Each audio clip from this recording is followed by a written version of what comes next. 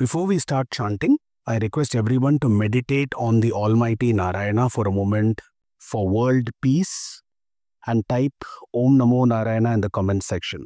Today, let us look at the 38th shloka of the Vishnu Sahasranamam, and before we look at the meaning of this shloka, let us chant this shloka for you. Padmanabho Aravindaksha Padmagarbha Sharirabhrida Mahardiruddo Vriddatma Mahaksho Garudadhvajaha.